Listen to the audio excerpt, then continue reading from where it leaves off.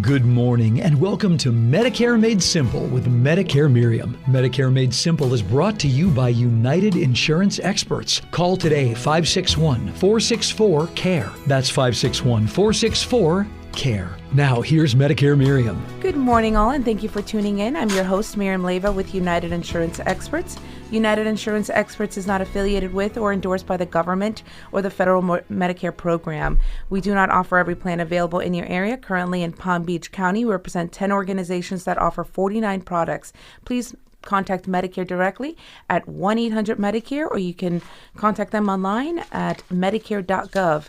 The purpose of the show is to educate you on Medicare and to connect you with valuable resources. So again, happy Saturday, everyone. I'm excited to welcome back a special guest, John Sawdon from the Volen Center in Boca Raton.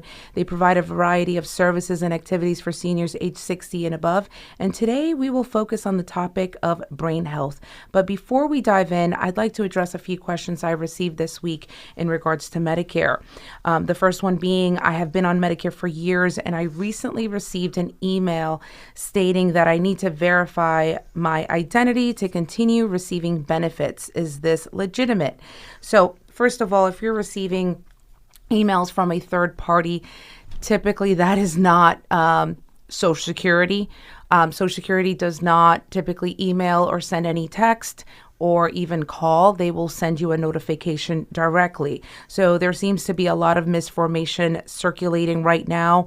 I haven't heard of any cases where individuals with existing and verified Social Security accounts are being asked to re-verify in order to continue to receive benefits. So I haven't seen any. And according to the Social Security website, it states the Social Security Administration is taking proactive steps to enhance the security of its services by implementing stronger identity verification procedures. The updated measures will further safeguard Social Security records and benefits against fraudulent activity. Over the next 2 weeks, Social Security will carefully transition to stronger identity proofing procedures for both benefit claims and direct deposit changes. Individuals seeking these services who cannot use their personal My Social Security account, which requires online identity proofing, will then need to visit local Social Security office to prove their identity in person. And there's a lot more information right on their site, which is ssa.gov. So from my understanding, this only applies to those who can't be verified online. If the Social Security Administration needs to verify anything with you, they typically will send you a direct notification. But if there's any concerns about this, please reach out to Social Security and make an appointment with them to go over any situations or any issues that you have with your case. Another thing that I've seen the past several weeks, actually, I've been asked where individuals can find information about the Medicaid caregiving program.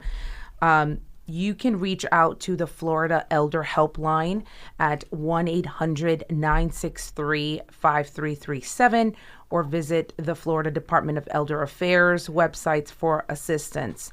I've had a lot of individuals that have family members that could become caregivers and collect money for doing these services. So again, this is a number that you can reach out to get more information. Again, that number is 1-800-963-5337. And then my last thing that I want to mention that I've seen a lot the past few months is the coordination of benefits. So if you have any issues with coordination of benefits with Medicare and maybe another Medicare Advantage plan that you had in the past, and your provider doesn't know who to bill or who to file that claim with, the best number to call is the Benefits Coordination and Recovery Center at 855-798-2627. Or you can contact your employer if it's an issue with the employer. You can contact them directly. Again, that number is 855-798-2627. If you would like to know more about these questions that I went over today, you're welcome to call us at 561-464-2273. Please reach out with any concerns or questions that you may have. Again, that number is 561-464-2273. So that wraps up my education updates for the week. So without further ado, let's welcome John. Good morning, John. How are you today? I'm good. Thank you for having me back. Of course. I always enjoy it. I love to always have you back. You always have so much information to give. You're so knowledgeable. So tell us, for those that don't know who John, what do you do, John? At the Volen Center, I handle the outreach, which is what we're doing here. I go out into the community and try and educate folks, not only what the Volen Center does, but what some of the programs mean. For example, today we'll be discussing Alzheimer's. And that's primarily what I've been doing and studying for 14 years. So I feel like I've gone to medical school. I've been to so many symposiums and seminars and read papers from all over the world. And I wanted to share that information. And any one of these topics we'll talk about, we could spend a lot of time on, but I just want to give a hint. Open the door and let people see what they can do to protect their brains. Yes. So what I see, I have a list here. Your first thing that you've listed is genetics. There's one thing I didn't put on the list because there's absolutely nothing we can do about it. That's your age. As you get older, the risk for Alzheimer's increases. By the time you're 85, it's probably 1 in 3 that might have that. But how you live your life now can greatly affect those percentages. But every time I go to a talk or a lecture, the first question that comes up, what about genetics? My father had, my grandfather, am I going to get this disease? And every neurologist and every geneticist that I've talked to says, maybe, maybe not. They put it into 2 groups. The first group of genes are called risk genes. You might get that from your mom, your dad, which means you may get it, you may not. And that risk is about 25 to 30%. The other group of genes are called deterministic genes. If anyone has those, you will get the disease. It's 100%. But the good news is that less than 1% of people diagnosed actually have that genetic defect. It's not that prevalent. It usually stays around familial groups of families. For example, I'll give you an example. In the early 1700s, a group of families came from Spain to Colombia. And they had this gene. And over the years, through marrying and intermarrying and whatnot, that family group is about 5,000 right now. And they have this gene, which means 50% of those folks will pass away by the time they're 50. And there's nothing you can do about that. But the folks in our country, I don't think that's a big problem like I've been told. It's such a rare gene, genetic defect. So I'm not going to even worry about that. But we can affect our lives by these various factors. The first one you see on the list is smoking. We all know that smoking is bad. How many people still smoke? Smoking constricts your blood vessels. The toxins in it go through your brain and affect your mental capacity. The University of Wisconsin has a tobacco research facility. They came up with a number for every cigarette you smoke, you lose about 15 minutes of your life. So imagine someone who spent 30 years smoking 2 packs a day. They've lost 10, 12 years of their life, not to mention all the money that they've spent. So as this relates to Alzheimer's, it increases your risk of Alzheimer's because smoking actually destroys the gray matter of your brain as you smoke more and more. The good thing is you can stop. If you stop, not only will you save money, but your body tends to repair itself. Your lungs will start to clear up. Your taste buds will come back. You won't be coughing in the morning. And I've seen folks who are 50 years of age who smoked all their life, and they look like they're 100, really. That's what it does to you. So stop smoking. That's a risk factor we can control. A lot of things we can't control. Where you're born, your ethnicity, your hair color, your eyes. But these factors we're talking about, we can control, and it affects the percentage of risk for Alzheimer's. Strokes. Everybody knows what strokes are. Now, smoking can lead to strokes, but also high blood pressure, stress. 85% of strokes are called hemorrhagic. There's a blockage in these little tiny blood vessels in your brain. And when that's blocked, you start to lose brain cells at the rate of 2 million per minute. So you've got to get to the doctor ASAP. And there are drugs to clear it, like Activase and other things. But if you don't, that part of your brain is gone. And you might have to live with the speech impediments, or your right side doesn't work anymore. So you can control whether or not you get a stroke to a great degree by how you live and what you do. If you have stress, do sports. Go out and scream at the trees or something, but get rid of the stress. Yeah. Stop the smoking, okay? That all leads to it. Next one is a interesting one, drugs. Now, we all know what cocaine and heroin will do to you. Yeah. But all of the studies I have read, especially from New Zealand, are focused on young people. There hasn't been a real good study on what it does to older folks. Now, we've heard how it helps your digestion or your rheumatoid arthritis or whatnot, but it's been focused on kids because there's a drug inside the marijuana called THC. Mm-hmm. Back in the 90s, marijuana contained maybe 4% THC. Now, with all the new growing techniques, that jumps to maybe 15%. Wow. So the same amount is 4 times more powerful. Okay. THC, the chemical makeup of it, is very close to a neurotransmitter called anandamide. Mm-hmm.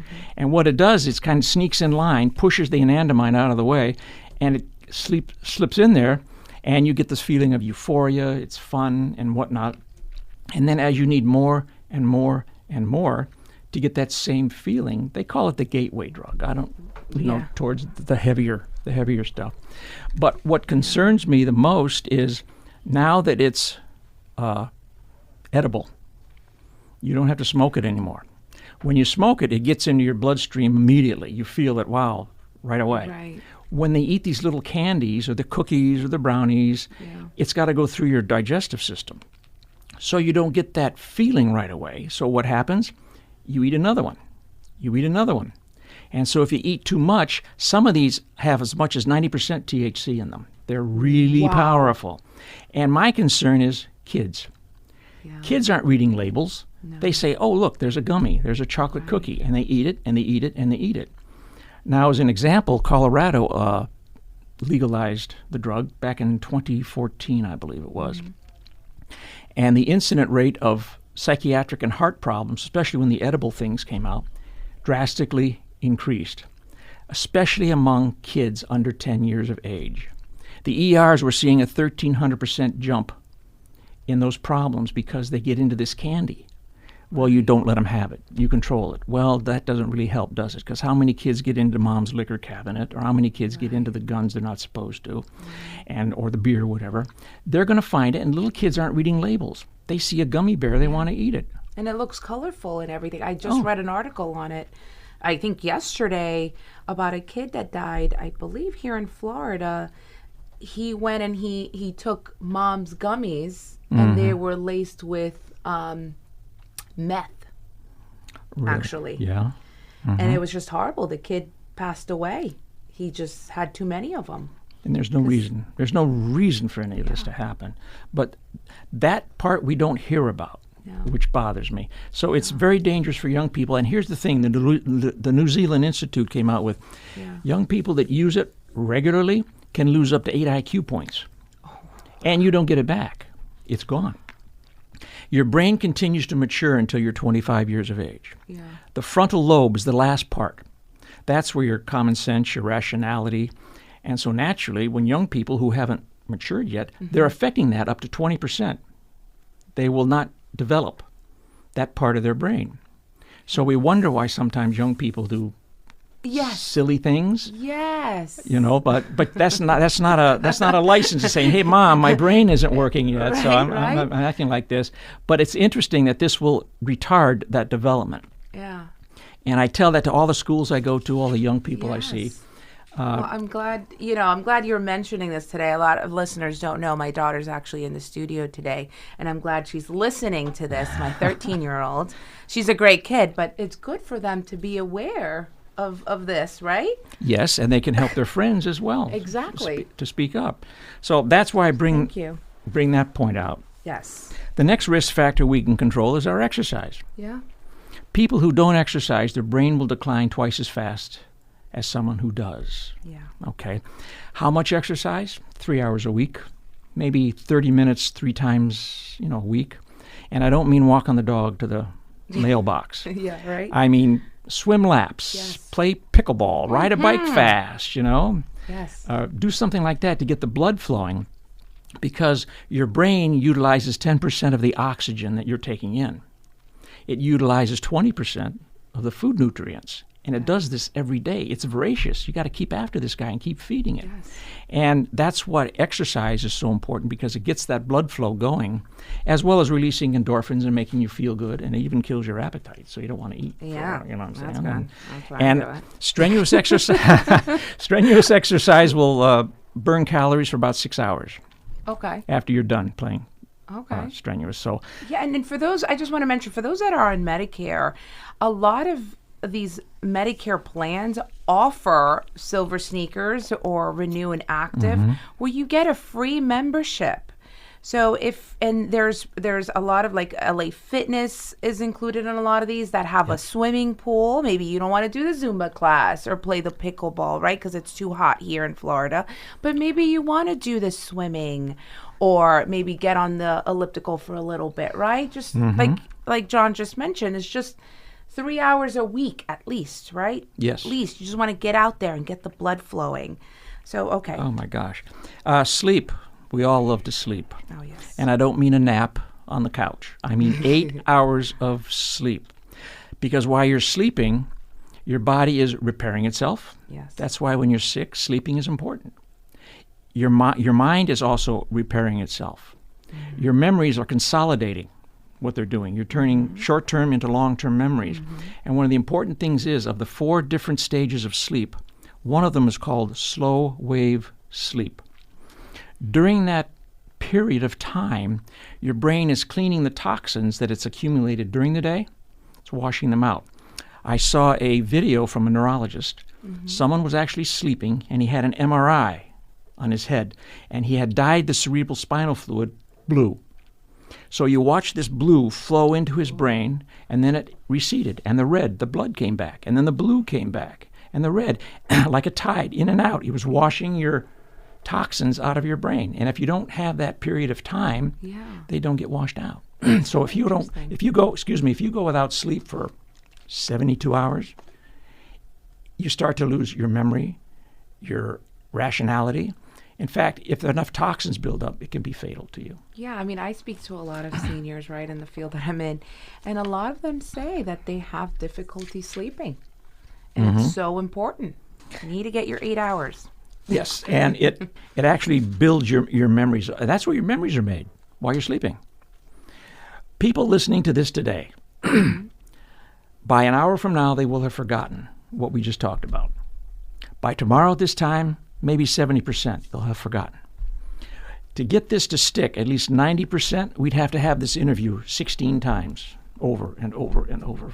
That's how your brain works. If you don't use it, you lose it. Right. Okay, and there's a lot of truth to that. Sports.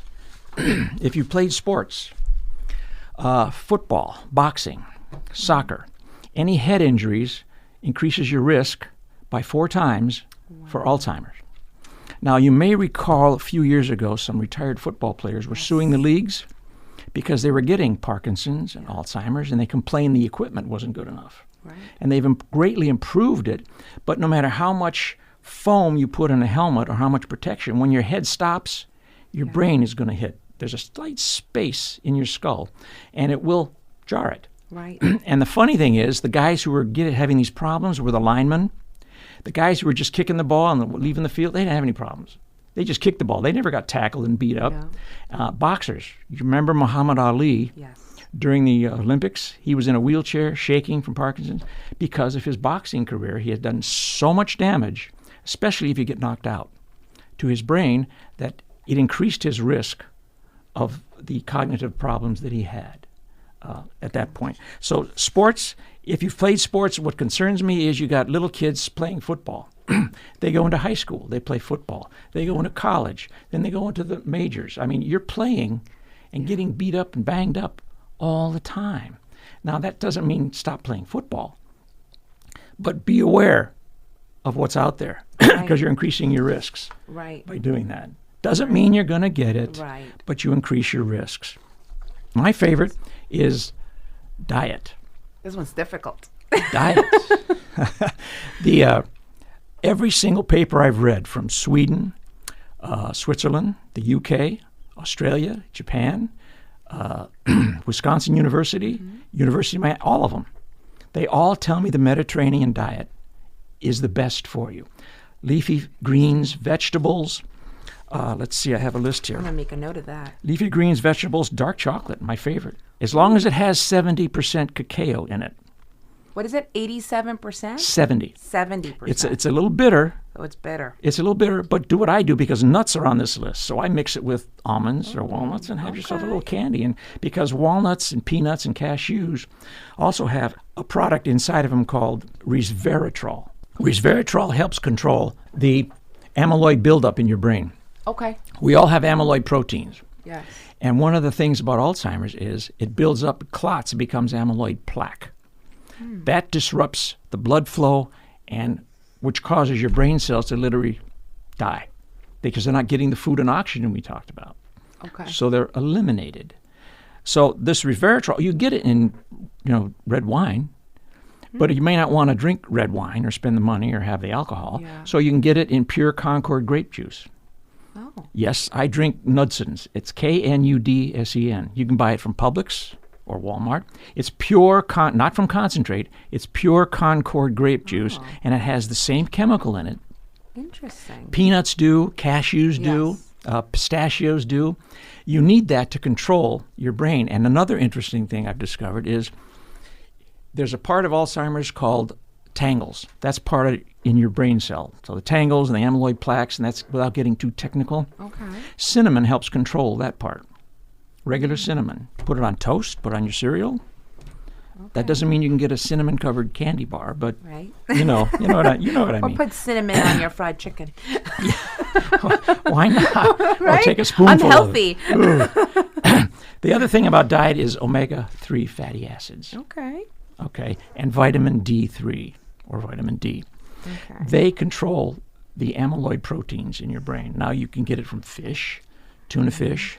But if you're like me and you're not a big seafood lover, you can get the krill pills or the fish oil pills. Does the same thing. Okay. Vitamin D you can get from milk, cheese, eggs, or the best source is the sun. You go out in the sun 15 minutes a day between 10 and 2, and your skin will synthesize sunlight and photosynthesis and turn it into vitamin D. Ooh, okay. So just go out, exercise, and get some sun at the same time. But again, you don't want to do too much because then you get sunburn. Yes. You don't want to go down that road. For sure. The next one is alcohol. Heavy drinking is considered to be 6 to 8 drinks per week. I mean bourbon, whiskey, that type of thing. Okay. Heavy drinking will destroy vitamin B1 in your brain, and it affects your neuronal health and will increase the risk of cancer in women, more so than men. Wow. Heavy drinking. It damages the white matter part of your brain, which is the communication center between the hemispheres of your brain, and it affects that. I've seen people, it shrinks your brain. I've seen autopsies from alcoholics. Yeah. Their brains are black, they're shriveled, they look disgusting. Oh. But that's what years and years of that has done. Yeah. Okay? So control it. If you want a martini, control it. Okay. Socializing, very important. People need people. Yes. It makes your brain creative because you're using different parts of your brain when you're carrying on a conversation. Right. And people who don't socialize, they decline very quickly. At the Volen Center during the COVID, when the elders came back, we noticed they weren't quite as with it, I'll say. Some of them came back, and some of them didn't. So we need to socialize because it will help slow your cognitive decline as well. Finally, my favorite one is education. How does education affect Alzheimer's? Well, it's easy.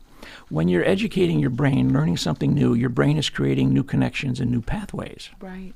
So if you damage your pathway, guess what? You have another one to go on. If 95 is blocked, you don't sit in traffic. What do? Go to the turnpike, military trail, you change the pathway, which is what you do when you educate. You're creating that cognitive reserve so that if there's damage, you have another road, another pathway to get on. Couple of quick facts. You have about 70,000 thoughts per day. I just throw that out there. Yeah. Diabetes increases your risk of Alzheimer's by So control your diabetes. Control your sugar. Yes. And the gray matter in your brain is what processes memories and information and whatnot. So what I'm telling people is there's a lot here we could go into. Yeah. But practice some of the things. We can control all of these Yes. to improve our health. Yes. We can't control genetics, but definitely smoking, alcohol, right? Exercising, sleep, sports. Pickleball is very famous out there today. And dieting, right? Socialize and get the education. I know that we only have a couple of more minutes. I didn't know if you wanted to share something else quickly, John. Yes, Alzheimer's is basically 3 phases. First phase, you tend to forget, and you may not even know you have it. It takes 20 years. You might be having it right now. 20 years to develop. And it gradually turns into stage 2, where they become forgetful, repetitious, asking the same questions, becoming cognitive. In stage 3 is when they need 24/7 care. They forget who you are, where they are, what's going on, and they usually pass away from aspiration pneumonia because they can't swallow and it gets in their airways, or the amyloid plaque builds up in their heart and makes the heart muscle stiff and it can't pump anymore. And that's usually the way they pass away. And this process can last 12 years or 2 years. Yeah. Depends on how healthy you are. Yeah. Or you can keep it pushed far away by having a good life. Now, for those that have someone at home, I know that does the Volen Center have any programs they do that you would like to share with us before we do leave have, today? since we're talking about Alzheimer's, we Yeah. do have adult daycare in 2 locations, Delray and Boca, Okay. where we have nursing, and we have a staff ratio 5-to-1, where people can bring a loved one, and they'll have activities during the day. We don't let them sit. They have activities to keep their mind going, and then they can be taken home at night and be with their family. Yes. And we have those And programs. how can they, is there a number that you would like to share or a site? Sure. 561-395-8920.